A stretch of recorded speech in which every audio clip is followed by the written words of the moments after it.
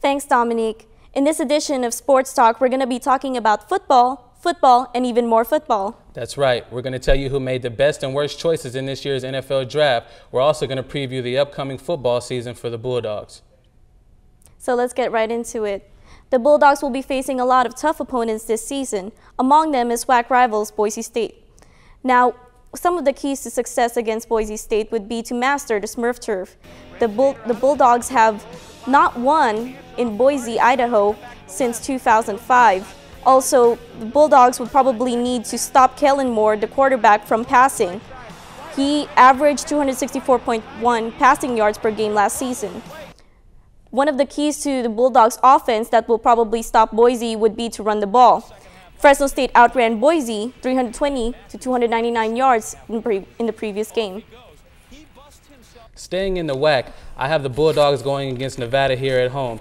Last season against Nevada, the Bulldogs were dominated, to say the least, in a 52-14 rout. This year, the Bulldogs, the keys to success is they're going to have to stop the dual threat quarterback, Colin Kaepernick. The Bulldogs have to stop Nevada's rushing attack.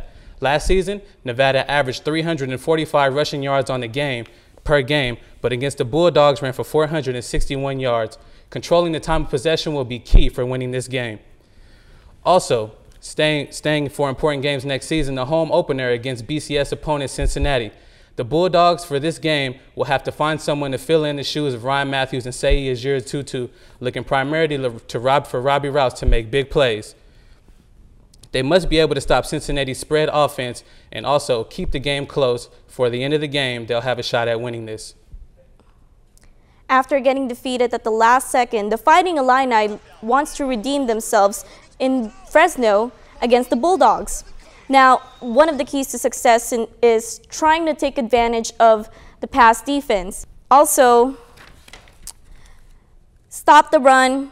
The Fighting Illini averaged 200.4 rushing yards per game.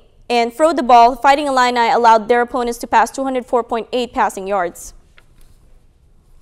For all the big games this season, the Bulldogs will be out their star running back Ryan Matthews, who was drafted number 12 overall to the San Diego Chargers. Speaking of the draft, Brian and I picked 4 teams that we felt did the best and the worst during the 2010 NFL draft.